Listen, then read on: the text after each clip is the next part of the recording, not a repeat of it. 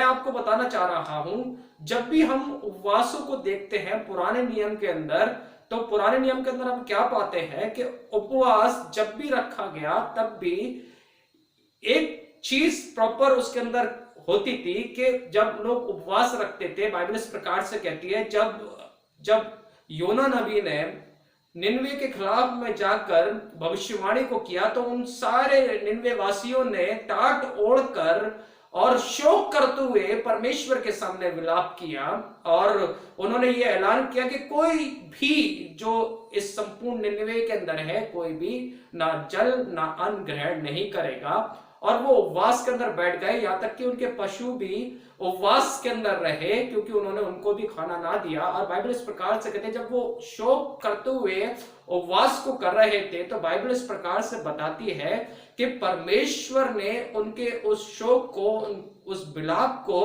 उस मन परिवर्तन को देखा, और परमेश्वर ने उनके जो ठानी था, उसके उनके शहर को, उनके देश को नष्ट करने के लिए उसने ठाना था, वो परमेश्वर ने अपनी इच्छा को बदल दिया और उनका देश, उनका शहर बचाया गया।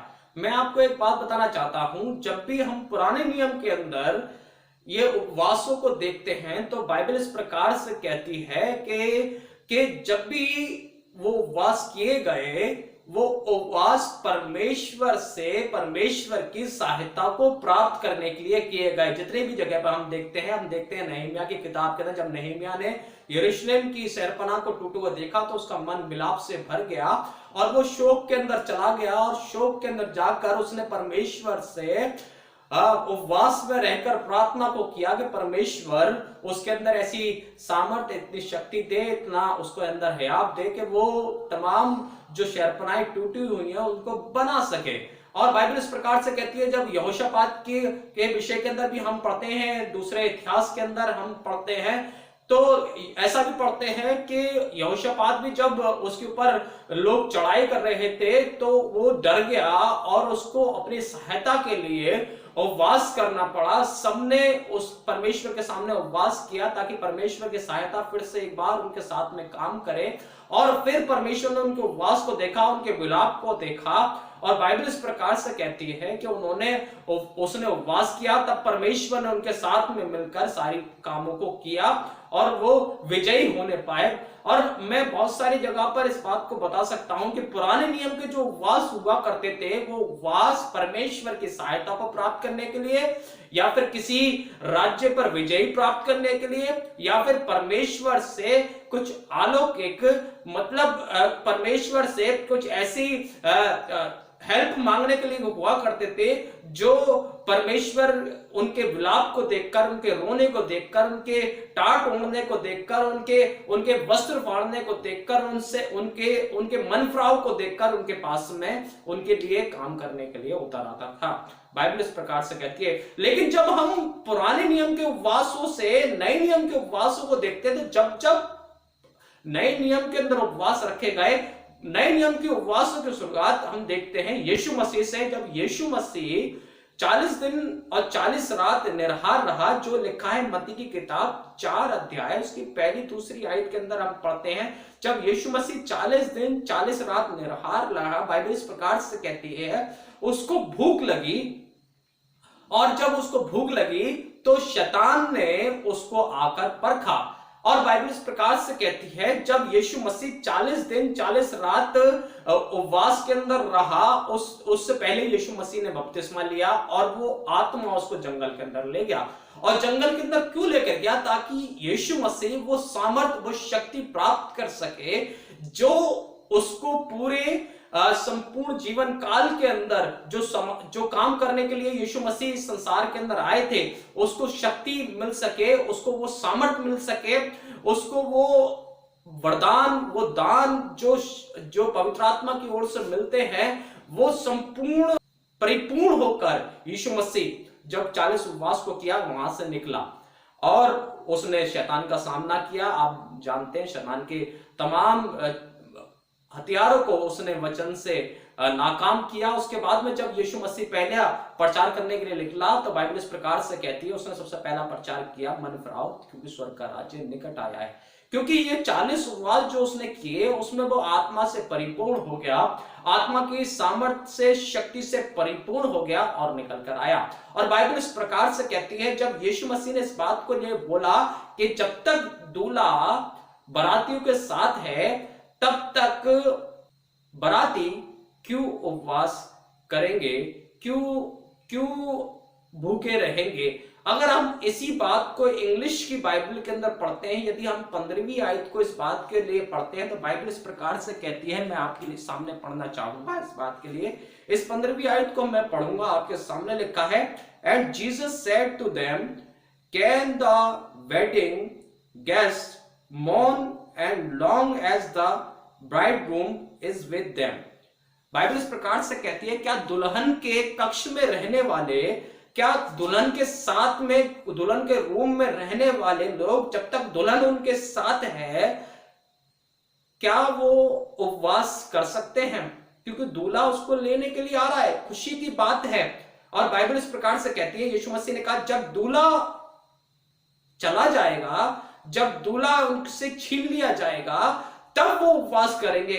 यीशु मसीह ने ये वाली बात को उनसे क्यों कहा, हमें इस बात के लिए जानने की आवश्यकता है। मैं आपको बताना चाहता हूं, बाइबल इस प्रकार से कहती है, उसके बाद में यीशु मसीह ने बहुत सारे कामों को इस संसार के अंदर किया, और बाइबल कहती है क्रूसिफिकेशन, उसके बाद में यीशु मसीह का क्रूसिफिकेशन हुआ। और जब यीशु मसीह को पकड़वाया गया और यीशु मसीह को जब उन्होंने पकड़ लिया, बाइबल इस प्रकार से कहती है मेरे प्रियो, कि जब यीशु मसीह को उन्होंने पकड़ लिया तो जितने चेले यीशु मसीह के थे सब तितर-बितर हो गए, सब बिखर गए। और जब वो बिखर गए तो सब टूट गए, और बाइबल इस प्रकार से कहती है वो सब जा जाकर कहीं ना कहीं छिप गए। और बाइबल में इस प्रकार से लिखा है, उनको भी लोग पहचानना चाहते थे कि ये भी यीशु मसीह के साथ में था। बाइबल इस प्रकार से ये भी कहती है कि पतरस तो डर के मारे ये भी कहने लगा कि मैं यीशु मसीह को नहीं जानता। आज की इस वीडियो के माध्यम से, इस वचन के माध्यम से मैं आपको यह बात बताना चाह रहा हूं कि बाइबल इस विषय में क्यों कहती है कि जब दूल्हा इनसे चला जाएगा तब ये उपवास करेंगे। और बाइबल इस प्रकार से कहती है, प्रेरितों के काम में यीशु मसीह का जब क्रूसिफिकेशन हो गया, यीशु मसीह तीसरे दिन मृतकों में से जीवित हो गया, और यीशु मसीह ने उनसे आकर उसके बाद में अपने आप को प्रकट किया। और बाइबल इस प्रकार से कहती है, प्रेरितों के काम 1 अध्याय के अंदर यदि हम पढ़ते हैं तो ऐसा करके लिखा है, प्रेरितों के काम 1 अध्याय में आपको बहुत सारी बातों को इसके माध्यम से रिवील करूंगा, ताकि आप इस बात को जानने पाए कि बाइबल इस विषय के अंदर प्रॉपर क्या बताना चाहती है और हमें क्या सिखाना चाहती है। हमें इस बात को जानने की बहुत ज्यादा आवश्यकता है। बाइबल इस प्रकार से कहती है, यीशु मसीह ने उनके पास आकर कहा कि प्रेरितों के काम 1 अध्याय, उसकी मैं आपके सामने पढ़ने जा रहा हूं। मैं पहली आयत से आपके सामने पढ़ दूंगा इसको। हे थियोफिलुस, मैंने पहली पुस्तक उन सब बातों के विषय में लिखी जो यीशु आरंभ से करता और सिखाता रहा। उस दिन तब जब तक वह उन प्रेरितों को जिन्हें उसने चुना था पवित्र आत्मा के द्वारा आज्ञा देकर ऊपर उठाया ना गया, उसने दुख उठाने के बाद बहुत से पक्के प्रमाणों से अपने आप को उन्हें जीवित दिखाया। बाइबल इस प्रकार से कहती है, यीशु मसीह ने अपने आप को उनको जीवित प्रकट करने के लिए बहुत सारे ठोस प्रमाण उन्हें दिए, और 40 दिन तक वह उन्हें दिखाई देता रहा और परमेश्वर के राज्य की बातें करता रहा और उनसे मिलकर उन्हें आज्ञा दी। ये बात को आप बहुत गौर से सुनिएगा, यरूशलेम को ना छोड़ो परंतु पिता की उस प्रतिज्ञा के पूरा होने की बाट जोते रहो जिसकी चर्चा तुम मुझसे सुन चुके हो। यूहन्ना, क्योंकि यूहन्ना ने तो पानी से बपतिस्मा दिया है, परंतु थोड़े दिन के बाद तुम पवित्र आत्मा से बपतिस्मा पाओगे। यीशु मसीह ने कहा कि जब दुल्हन के साथ में चला जाएगा तब तुम ये शोक करेंगे, जब तक दुल्हन के साथ है जब तक शोक नहीं करेंगे। मैं आपको इस वचन को पढ़ने के माध्यम से एक बात को बताना चाहता हूं। यीशु मसीह ने इससे पहले कि संसार के अंदर जाए, यीशु मसीह ने क्यों इनसे ऐसा करके कहा कि जब तक तुम स्वर्ग से सामर्थ्य ना प्राप्त कर लो तब तक यरूशलेम में टिके रहना। इसका अर्थ क्या है? इसका अर्थ मैं आपको बताना चाहता हूं। यीशु मसीह चाहते थे ये इस बात के लिए जाने और प्रार्थना करें कि परमेश्वर स्वर्ग से उस प्रतिज्ञा को, बाइबल इस प्रकार से कहती है, यीशु मसीह ने उनको पहले से यूहन्ना की किताब 14 अध्याय के अंदर आप पढ़ते हैं तो पवित्र आत्मा के विषय के अंदर संकेत दिए थे। और बाइबल इस प्रकार से कहती है कि वो पवित्र आत्मा के विषय के अंदर यीशु मसीह कह रहे थे आकर, जब तक यरूशलेम को ना छोड़ना तब तक आप स्वर्ग से सामर्थ को ना प्राप्त कर लो, जब तक तुम सब स्वर्ग से सामर्थ को ना प्राप्त कर लो। बाइबल इस प्रकार से बहुत सारे संकेतों को देती है। बाइबल इस प्रकार से कहती है, जिस प्रकार से यीशु मसीह ने 40 उपवासों के अंदर रहकर परमेश्वर ने, यीशु मसीह ने सामर्थ को, स्वर्ग से सामर्थ को प्राप्त किया, वैसे ही यीशु मसीह ने अपने चेलों को भी बताया आकर कि मैं चले जाऊंगा, लेकिन जब तक तुम यरूशलेम को ना छोड़ना, जब तक प्रचार करने के लिए नहीं जाना, जब तक तुम स्वर्ग से सामर्थ को ना प्राप्त करो। इसलिए उस समय तक तुम क्या करना, एक जगह पर, स्थान पर इकट्ठा होकर परमेश्वर से उस प्रतिज्ञा का इंतजार करना कि वो तुम पर प्रकट हो। बाइबल इस प्रकार से कहती है प्रेरितों के काम के अंदर, जैसे मैंने आपको बताया और मैंने इंग्लिश के अंदर एक वचन भी आपको पढ़ के बताया। बाइबल इस प्रकार से कहती है कि जब यदि हम इसको अच्छे से पढ़ते हैं, ब्राइड रूम में जो दूल्हे के, दुल्हन के साथ में लोग रहते हैं वो शोक नहीं कर सकते। पुराना नियम शोक के विषय के अंदर बताता था, लेकिन नया नियम शोक के विषय के अंदर नहीं बताता है।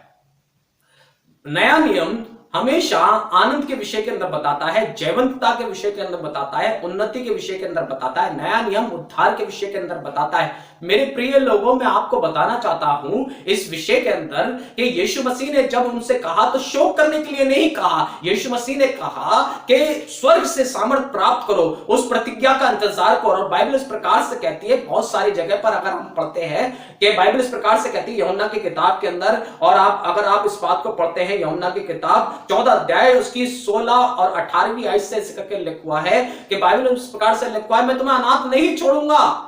बहुत अच्छे से क्लियर से लिखा हुआ है, मैं तुम्हें एक सहायक दूंगा। और बाइबल में, और अगर आप यूहन्ना की किताब 15 अध्याय 26वीं आयत के बारे, सत्य का आत्मा तुम्हारे पर गवाही देने के लिए आएगा। यूहन्ना की किताब 16 अध्याय की 13वीं आयत के अंदर आप जानते हैं कि वो आत्मा, जो सत्य का आत्मा आएगा, वो तुम्हें सत्य का मार्ग बताएगा।